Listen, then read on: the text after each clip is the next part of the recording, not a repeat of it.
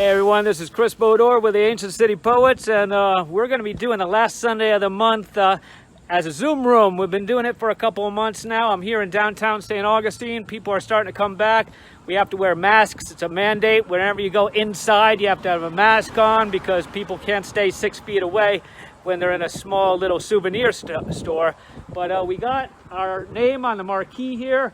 We got comedy, improv, storytellers, and poetry all going on, but we're doing it in the Zoom room because it's just better that way right now. I've been getting like John Dorsey last month zoomed in from the Midwest, and we had Michael Rothenberg. He zoomed in from Tallahassee a couple of months ago, so it's a fantastic opportunity to have a international and national audience as we all social distance together. Owning a fleet of Rolls Royces, a wondering eye, a taste for the young.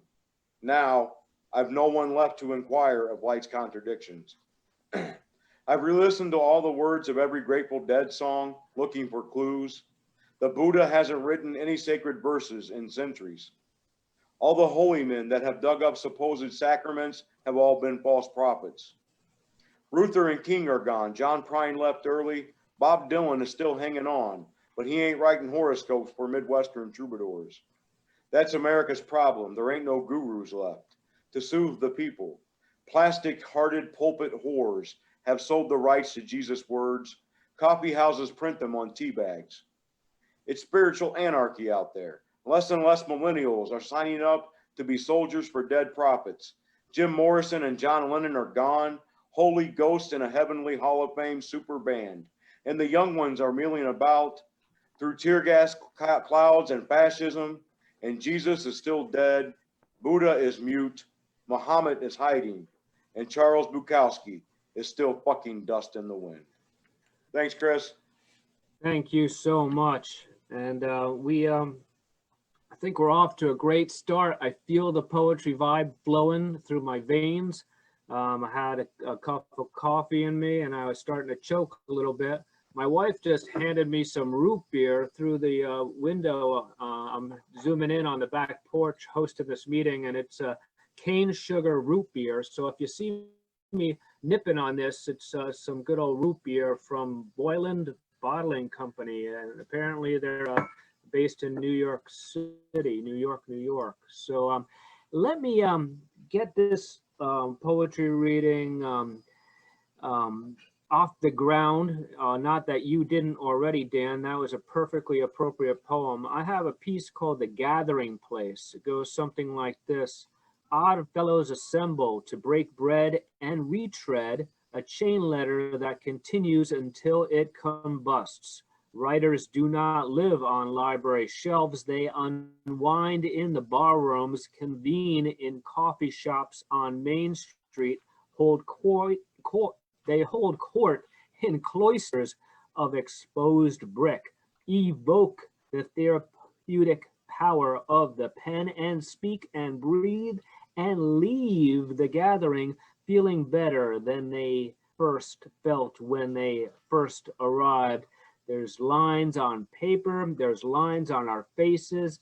Eliminate discrimination at the gathering, a place where we all can be as one.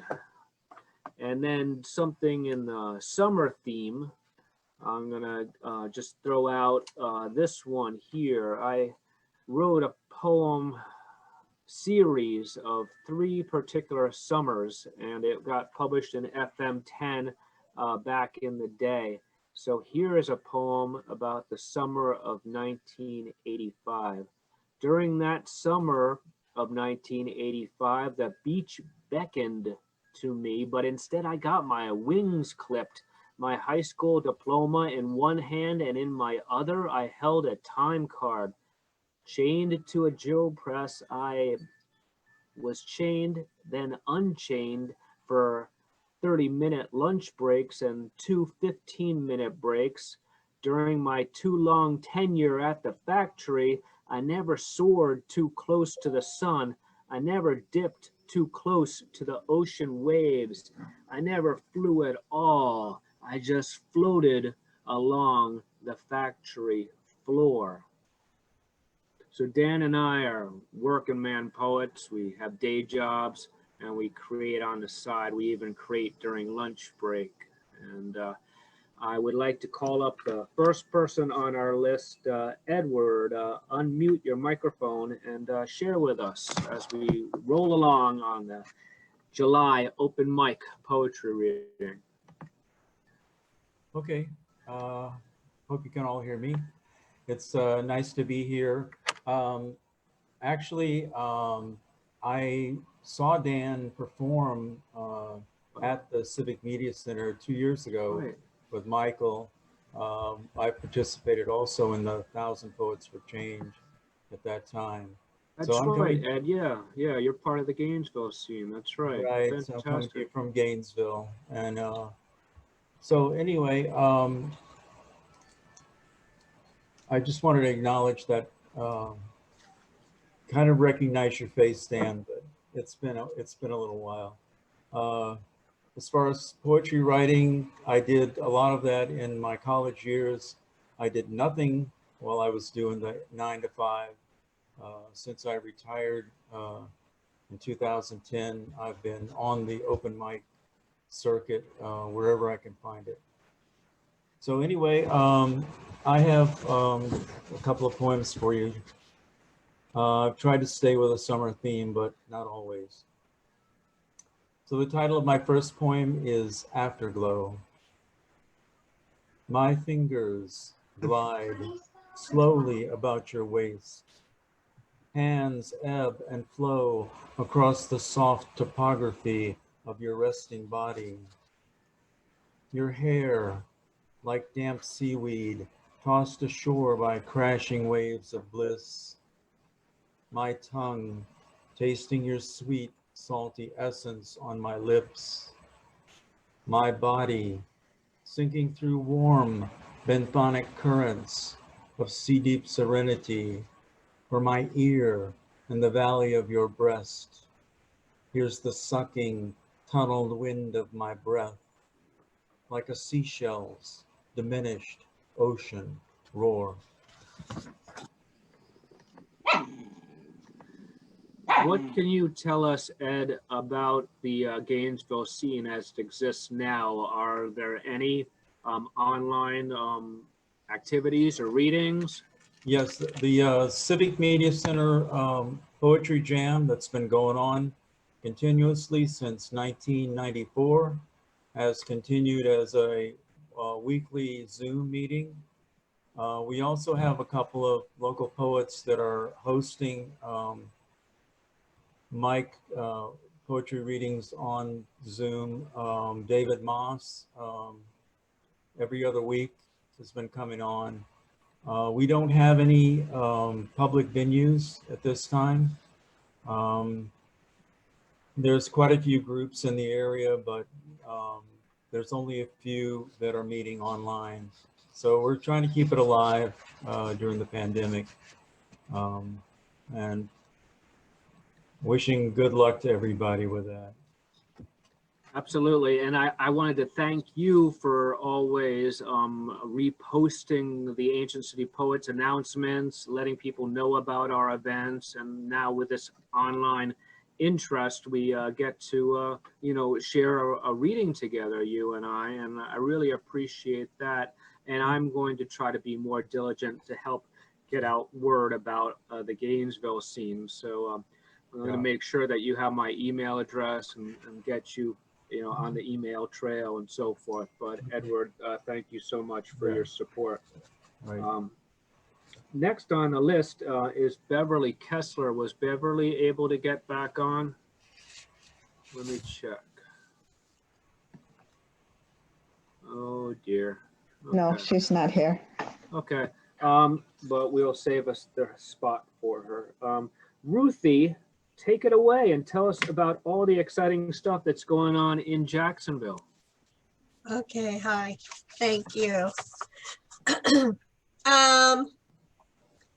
Well, we're just buzzing along. We had our chapter meeting yesterday, and had featured speaker, John, was really great. It was John Dorsey. John Dorsey. Yeah. And he did a great job. It was really interesting. Having trouble with these ear things. Well, you sound great. Okay. And we started up our workshops again. We hadn't had our poetry and writer workshops going. We usually have those on twice a month on at Hope at Hand on Atlantic since the pandemic in March, but we've gone virtual on those now, so they're back up and running twice a month on Zoom. So until the pandemic gets, under control, we're going to be having those every first and third Thursday evening, 6:30 to 8 on Zoom. So those are posted, the events page at North Florida Poetry Hub. Facebook page can be accessed there if anybody's interested in participating. We have a great facilitator, Stephen Stokes, who runs those, and it's just a real laid back thing. You can grab a glass of wine and hang out and talk about poetry. So I have 2 poems today. I wrote this, it's just called Writer's Pause. Aged blank pages lie open in a ribbon-bound book on sunlight-dappled table in a bright window nook. Sojourn and author's fables. And this one I wrote, it was, I don't know where my pictures are now. I may have shown this. This is based on this photograph. Reflections. Reflections shimmer on the surface of rippling steel blue river waters. A weathered dock juts from shore. Empty deck chairs under a canopy awaiting the dead soldier's return. Cumulus clouds drift in azure skies. Viral plumes restrain humanity. Nature's quieted earth unquestioned as creatures return to walk old paths. The stillness a welcome reprieve. Fantastic. Thank you so much for sharing that with us. You get the monthly emails from Ancient City Poets, right? Yes, I do. Good. So please send me an email with your events, and then I can share them with everyone and help get the word out. That's the best way to get my attention, by sending it to that email. Right? Okay. Okay. Thank you. Now, Christy, you were just acknowledging with the clapping. Is that what was going on? I saw a little graphic popped up because I do have you on the list coming up soon. Thank you, Ruthie, for sharing that.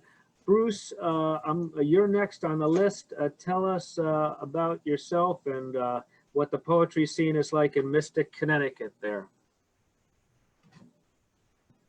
Bruce isn't here. Oh dear. Okay, so we'll remove Bruce from the list. And Annie, you are next.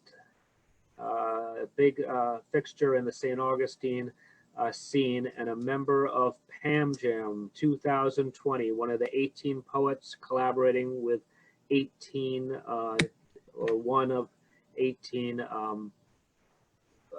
fine artists from the Butterfield. So take it away, Annie. Yeah, Annie. We don't have an Annie, unless you mean Cassandra A. Blake. No. She's not here either. Annie's not here either. Oh, Annie's not here. Could you do me a favor, Chris? Could you undo the your disabling screen grab? Could you re-able, or can you enable screen grab? I don't know. I don't know. I don't think I intentionally hit a button that says no screen grab. So if you could just take a picture of it off of your laptop, and then next month I will make sure that I don't click the box that says no screen grab. Okay. But we will have screen gab as I gab on and on and on, gabbing. I would like to welcome Shutta. You are next on the list, so take it away and I will catch up here. Okay, yeah, I'm going to be the host next month, but and I'll tell you more about what's happening in Ann Arbor, Michigan then. But I'm also part-time in the Jacksonville, St. Augustine area. So Ruth, I want to get a hold of you at some point. When I'm down there in the winter, I'm a snowbird. I attend the Ponte Vedra. I never know that it's Ponte Vedra or Ponte Vedra. Poetry, it's Vedra. Ponte Vedra. Vedra, okay, good. Ponte Vedra, all right. Well, I do have a couple of poems. I thought with the mothers in Portland going, joining the to do in Portland, I thought I would read an old mother poem I have. Thank you, Natalie. This one, though, is about Beowulf and Grendel, but it was, it still has mothers in there. So anyway, it's called Always There Are Mothers. In any battle, there are always mothers. Who will grieve with them? With the mothers who patiently knit dark hours into tangled shrouds. And what of the one in the watery lair? What of Grendel's mother, who thirsts for Beowulf, for the bee hunter, bear, but tastes only the blood of her child? Who will grieve with her? She who rocked her beastly boy, kept his corpse and mourned. She who pledged revenge on the hero of the honeyed veins, of the weak eyes, on the hero who laughed as he dove into the murk and her tentacled embrace, on the hero who knew nothing of a mother's love and a mother's oath. In any battle, there are always mothers. And there is grief, that exquisite knot of righteousness shining as mothers crowd pews, as hands dip into sacred water, baptizing golden bee boys, never the sons of the Dark One. Shining, these new babes, radiant Beowulfs. One day they will be lifted from the front lines and laid into the arms of mothers. In any battle, there are always mothers, even there in the dark recess where one weeps for Grendel. Fantastic. That's my Beowulf poem. Thank you. Thank you, everybody. Okay, this one I had seen a program about the Big Rip. We all know the Big Bang, but scientists are now saying there's going to be eventually something called the Big Rip, where the universe is pulled apart. Okay, and I found this very interesting. So, the Big Rip. Can you feel it? The universe expanding. They say the speed's increasing. It started when everything was dense and hot.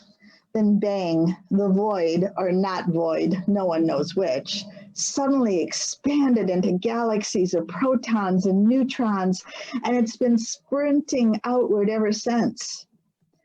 You may think we're talking stars, planets, moons, but universe means everything, trees, the man you once loved, that bulldozer parked on the street, your ovaries, the secret diary you lost when you were 12, the bones of the small dog you buried in the backyard. Each molecule is pulling itself apart. Scientists call it the Big Rip. The universe is getting the hell out of here, heading for the wide lonesome. Can you feel your skin expanding? That bald spot, the cancer in your jaw? One day it'll just pull apart, all of it. Mark my words while they're still here, or scream. Perhaps there'll still be sound. One big beseeching echo and no ears to hear. That's the big rip. And then I have a one, thank you. It's kind of interesting program. If you get a chance to see that on Nova or something. I have a very short one now called The Body Beautiful. The art of the body rests on the history of sight, on amber light playing across pendulous breasts, on a tiny Stone Age goddess, her sex elaborated. What we have taught the eye defines our illusions. The pout of a marble lip, the coy drape of fabric, seeing, even rigorously questioned, cannot be everything. Let us leave venerated figurines in ancient niches and abandon the light of the voyeur's reckoning. Let us see with fingertips. Trail them along a slack jaw, protruding rib, pinched muscle, pocked skin. Let us explore this body now, the beauty in question, unsullied by illusion. Then we may praise with words we've just made up. That's it. Thank you so much. Thank you all. Great. Next on the list, we have Laura. You've been waiting so patiently, and tell us a bit about yourself and how you found yourself experimenting with words. Well, I am an emerging artist in Jacksonville, and I only began painting in April of last year. And I started with a simple flip cup, and I had the joy of a small child. I mean, I was just giggling and giddy, and I was like, I need to keep doing this. So I started doing it, and then I started wanting to get out and challenge myself to be out among people. I have found that it has been because of so much polarization and things in the country and some personal experiences that I've had that I can elaborate with people in person about at another time, but I was really struggling, and I needed to force myself to get out among people. So I started doing art walks, and I found that talking about the art and what did people see in the art brought people together. Then I started challenging myself to do more and more difficult things, and I'm completely self-taught, so some of the experiments were more interesting. Very often I started out thinking I wanted to paint one thing, and what came out was very different but better. By November, I started having people ask me where my studio was, and I was like, well, my kitchen stove. And I was like, I guess people like this. So it started evolving, and then I had more of a shift in what I was painting in January. And so January, February, March, I did different types of things. And I was invited to participate in a select artist program at the DuPont Center in the beginning of February, and in the middle of February, right until March 1st, right before we closed down, I had my very first solo gallery showing. I was at the Players by the Sea in Jacksonville Beach. And it was just amazing. It was, so 2020 was a year that was giving a lot and then taking a lot. We closed down, and then I was like, well, how do I do art? I'm high risk, so I can't be going out and doing art walks. And I started expanding into other things like word. Even in my paintings, you will find words. The painting behind me is called Resilience. And in the underlayer of it and what it is based upon, on the bottom is the phrase, I will not stand by in the presence of evil. On the top, humanity, and in the center, act. And I had originally painted it in February for the art gallery showing as kind of a self-portrait, because it was speaking to how I have survived a lot of things in my life and used those to become a positive influence in my community and turning it around. And the name of the poem, the name of the painting is Resilience. And actually the very first poem I ever wrote was about painting, bringing back to me the sense of my loss of words. I wasn't going to read that poem to you, but I can if you want. Everything that I've written is very short. I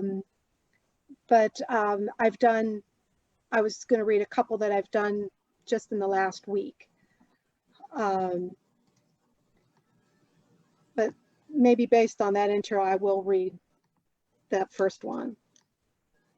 Let me see if I can.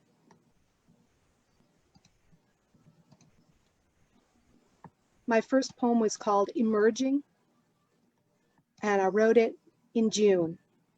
When I was young, I was taught to use my words, and I used them well. Slowly, decades erode self. My words snuffed out. I adapted. Colors splash, joy. Wings spread, I leap. Reaching out, leaning in, lifelines. New expressions. Rising, I, reclaiming my voice, am resilience. This is how we COVID.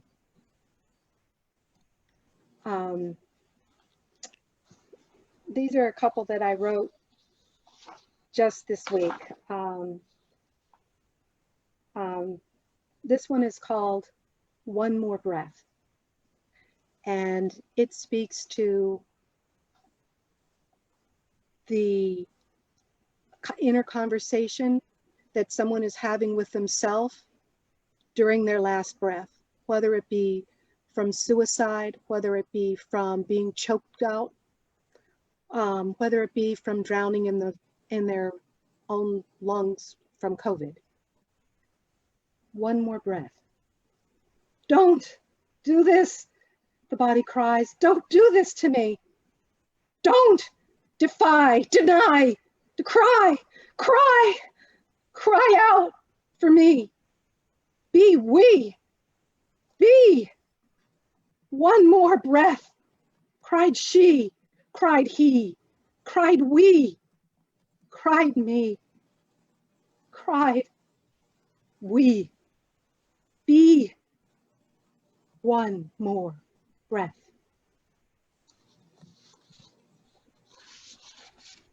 This one I wrote just yesterday. Well, kind of, it was in the middle of the night, so it was like really early. It's called The Page. Fallow fields, the page awaits poet's pen. Flanked in blue, froze in treat seed. Lingering trails of ink, tease and reproach. Conjuring, imaginings, the bard implored, bleed truth replied. Plundered vintages, confide, reconcile. Stardust among tears sown, yields divine harvest. And this last one is also one that I just wrote a couple days ago. And it's my first haiku. It's called Panacea. Promised mother's womb, progeny capitulate, panaceas lie. That's me. Fantastic. Thank you so much, Laura. And you are now officially a member of the Ancient City Poets. And you might be wondering how you received that esteemed title.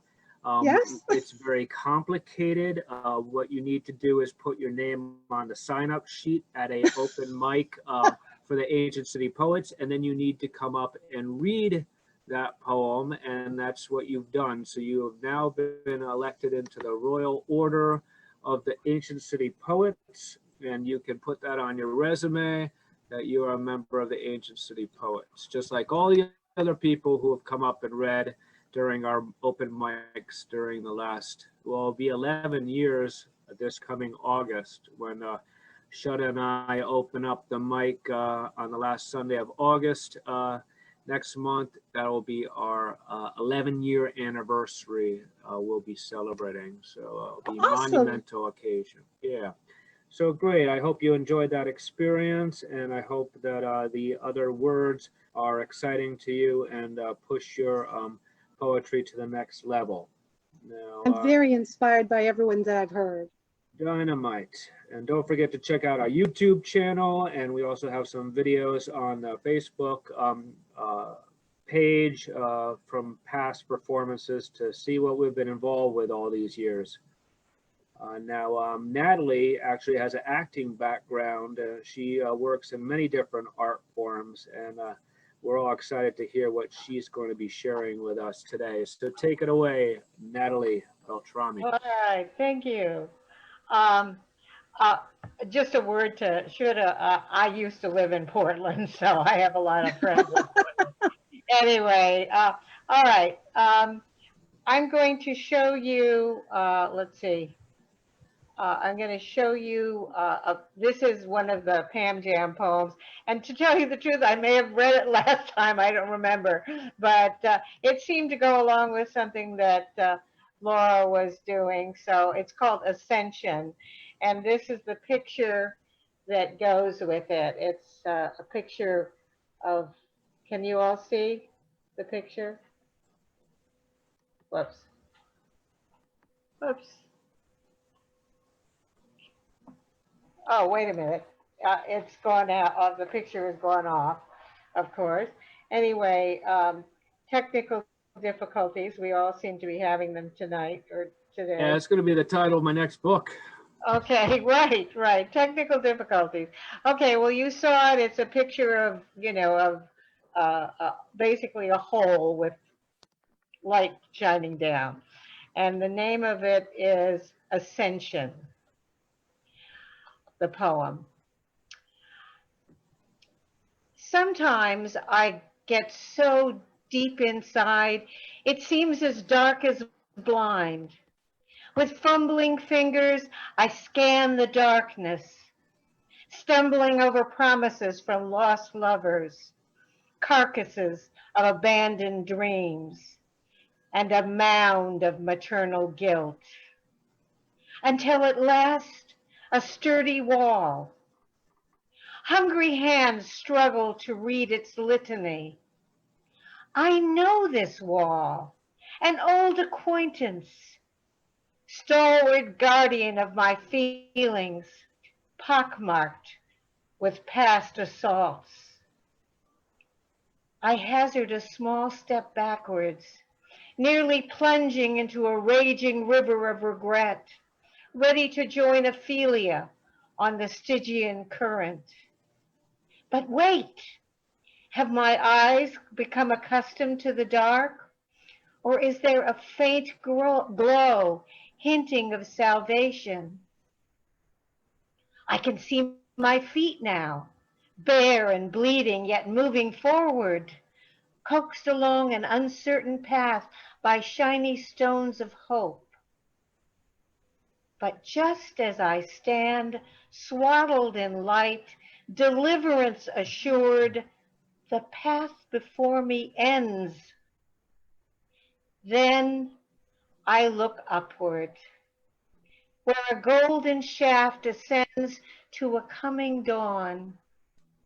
The climb is hard, the way steep, but there are insights to hold on to, revelations to grasp, friendships to give support. As I pull myself up and out of the hollow confines of I, the brilliant sun is born once more from the loins of the horizon. Okay? That would be poem number one.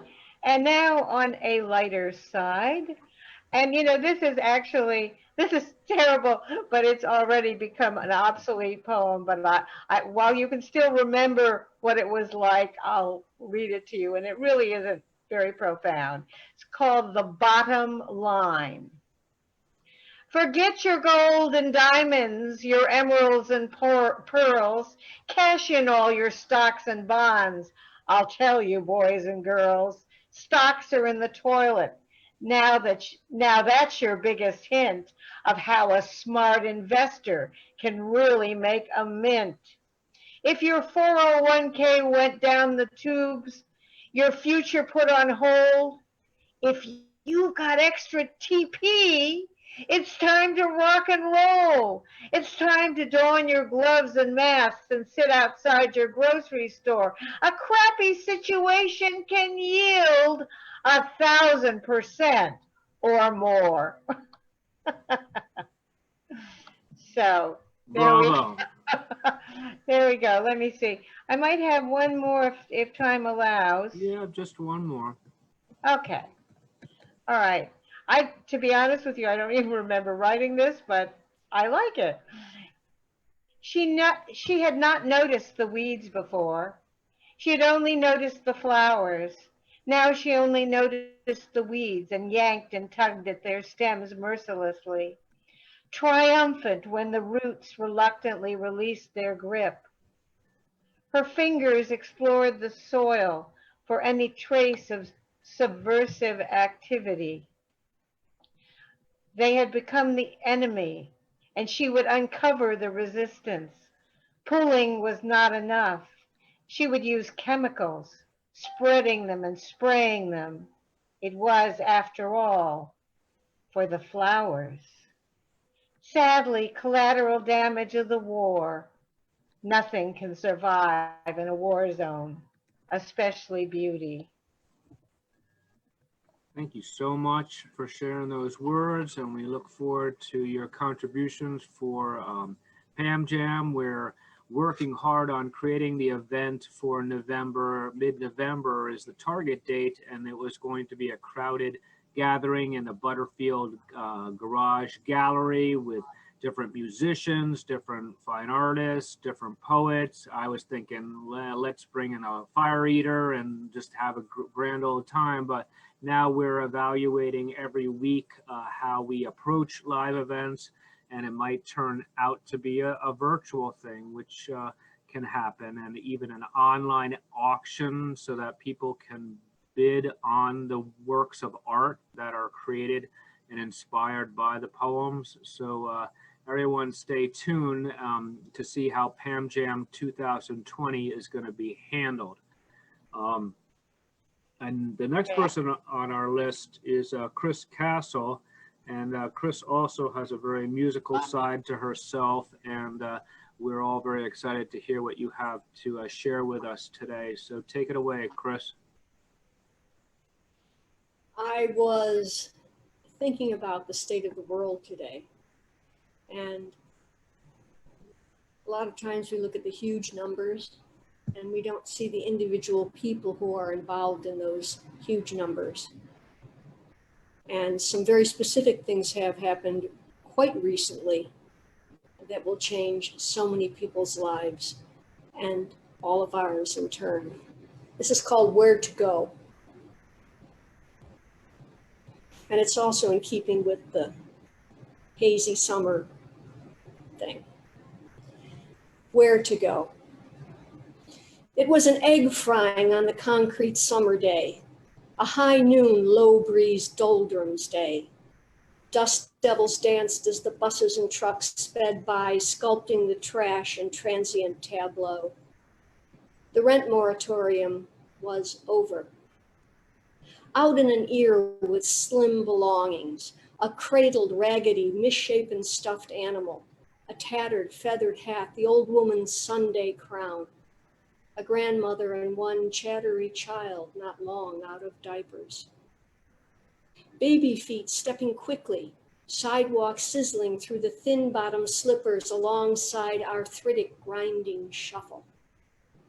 Grasping little hands searching for safety inside the dry, knobbly, wrinkled, familiar fingers. Where to go? where to go? Where to go now?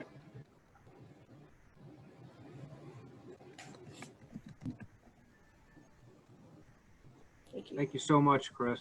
Very powerful indeed. Is that it? That's it. Great.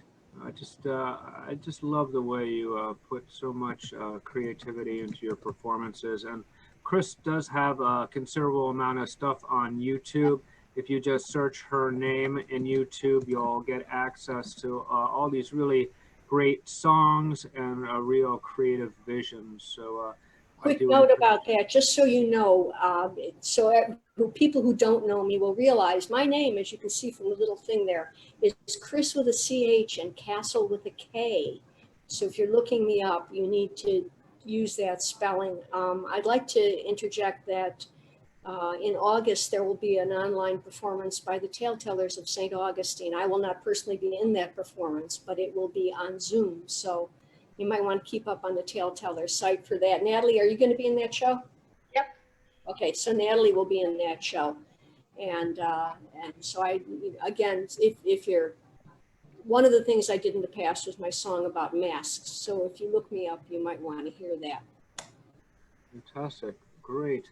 Cassandra, you've been so patient. You're next on the list. So unmute your mic and give us what you got.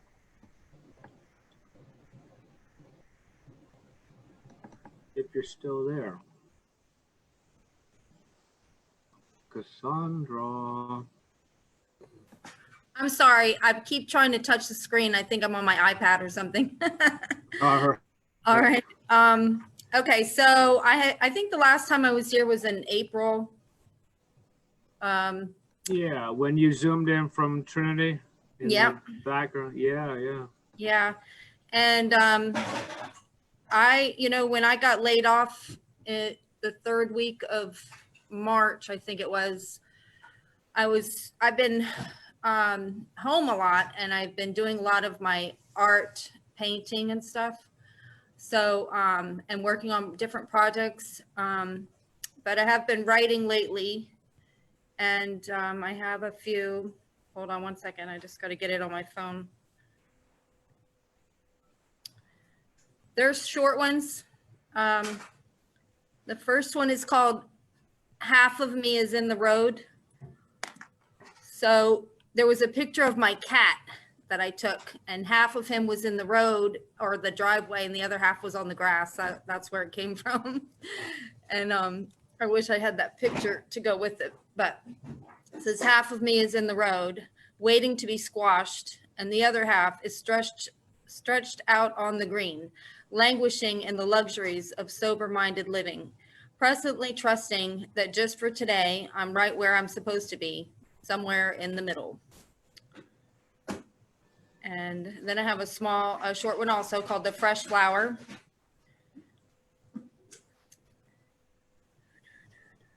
It bloomed where planted, pushing through the soils, scorched by the sun, quenched by the rain, withstanding the elements, waiting to be plucked, to be a part of life's bouquet, planted for a purpose, surviving the seasons, still standing, not yet pressed between the pages of a book, fresh for the picking.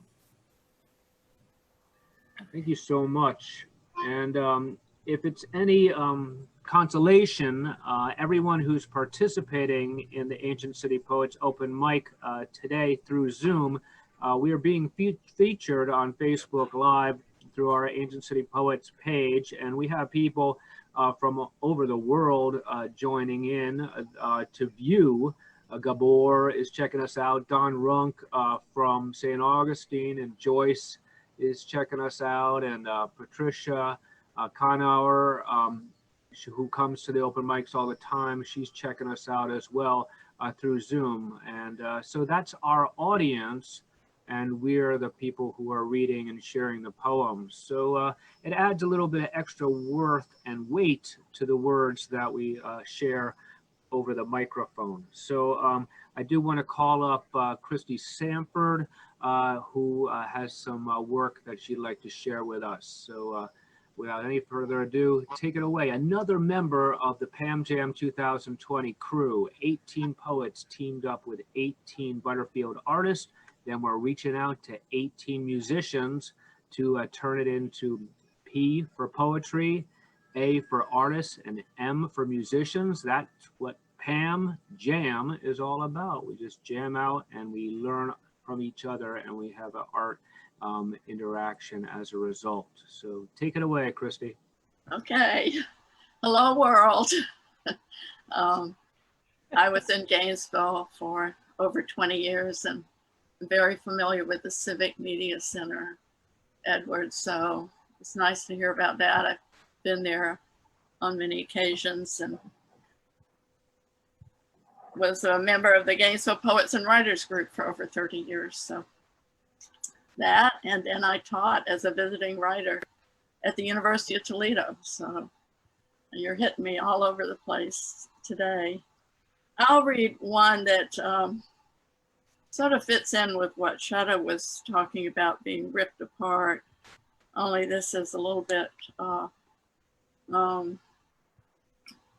on such a grand scale. But I'm working on Pam Jam with Deborah Holliday, and she's created quite a few crows, and they have ribbons in their beaks, which reminded me of banderoles from the Middle Ages, and also E pluribus unum. And so I'll read one of the poems from that collection, E pluribus unum. Out of many, one. Bald eagle grips the U.S. motto emblazoned on a banner. The message engraved on every dollar graces the president's great seal. Ripped asunder, the scroll was rescued by crows, a much smarter bird. Yes, it's in better beaks, but that runs counter to the oneness ideal. The motto, now gone, was erased by ruthlessness, ignorance, greed. We need a restoration specialist, weaver, calligrapher, wordsmith, a crow, an evolved person or two. Have I left any living thing out? What of the elements, rain and rocks? And saluting Linnaeus's ark, the plums and rabbits and their habitat. E pluribus unum, out of many, one. And then I'm going to read you something that's not about crows, or it's a very raw poem that I did today, and just has a lot of references to things in my life, just casual things like toads that I see every night when I walk the path, walk my dog.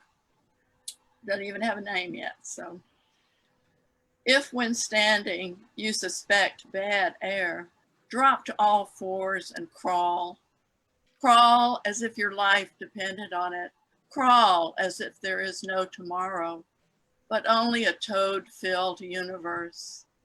And then you'll want to get to know each other. What propels this amphibian to line the edges of walkways in 90-degree heat? We know about the succession forest teeming with life, but do we know the succession grass lying next to streets? Much happens along the border. It's no longer. Toads hunt, people are killed. There's weeping on the swings. People refuse to mask up. They prefer jumping from planes without parachutes. It's their right. They just never dreamed the air would be so rare. They don't fall confidently, surrounded by invisible elevators, or like Magritte's Loconda, men in business attire. No, they fall like surfers in tie-dyed tees, bits of cloth pulled over their faces, horrified, running through space. They'd practiced falling, pillows tied to their stomachs, but couldn't foresee the pillows splitting, sending feathers flying over those walking the path below. They thought they'd rise buoyant and free. The plague would be gone. The president said so. Why can't they walk away? They never imagined being like a toad, flattened on impact. They were not suburban housewives of America, but they were related. They had expectations, high SAT scores, night trolling, and their favorite bar open into the wee hours. Thank you. Thank you so much, Christy. And now we've gone down through the list. It's unfortunate we lost some people when we had to switch the meeting ID number. Sean, it's so good to see you. Did you have a poem you wanted to share, or were you just here to check out the scene? Let me open up your mic. Hang on a sec. Still can't hear you. All right, how's that? Yeah, I hear you loud and clear. All right, cool.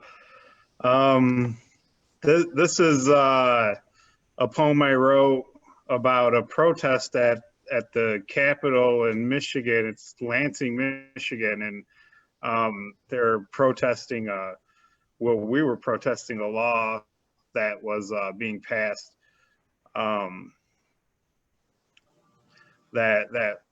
That was the Emergency Financial Management Act, which is it's actually the law that led to the Flint water crisis, because that act is what gave one person the ability to ignore all the science and sound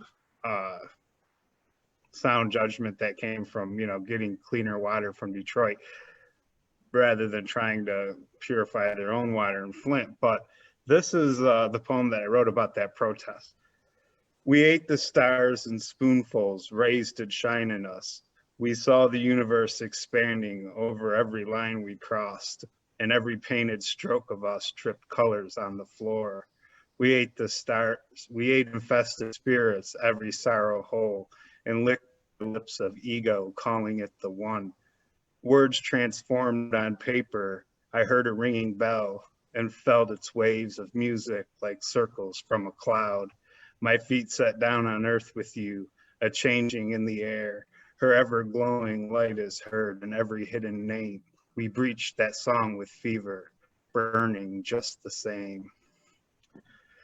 And we broke into the Capitol building and stuff. We climbed in through like bathroom windows and stuff like that to get in there. And that's like kind of like what the poem is about. Gotcha. I'm so glad you were able to share that with us and join this reading. And thank you to the audience on Facebook Live that got to hear this reading.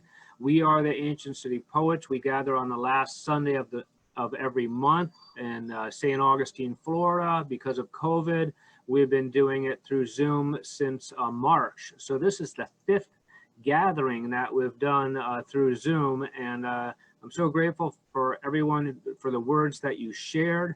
I will tell you this, that in New York City, I used to do an open mic poetry reading. It was over 20 years ago, and my brother opened up a cyber cafe right when Bill Gates was doing his cyber cafe. But my brother wanted computers, comfy chairs, and computers. And in his business model, he said, what great works of art would be created if, like, Picasso could have interacted with another artist, you know, through the internet. And that is what we've been able to achieve with these Zoom meetings. People shared their poems today that would not be able to share their poems if we gathered in St. Augustine, Florida. We would not have heard the poems of Dan Denton. We would not have heard the words of Shutta Crumb and all the other people, Edward especially, who Zoomed in from Gainesville.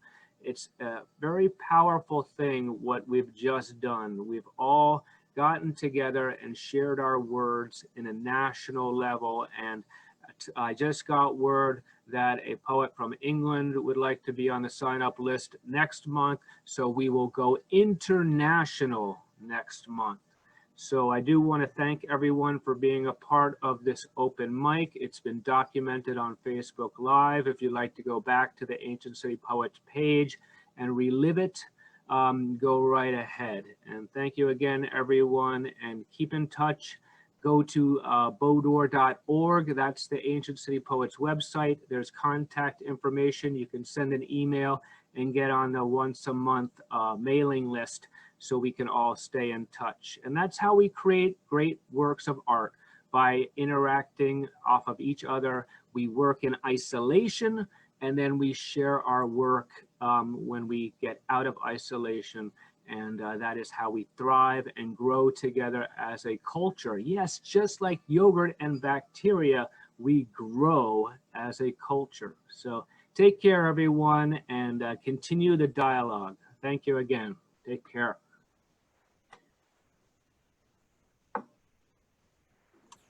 Bye all. Thank you, Chris. Thank See you so next month. much. Thank you, Chris. Thank you. Have a Bye. good everyone. afternoon.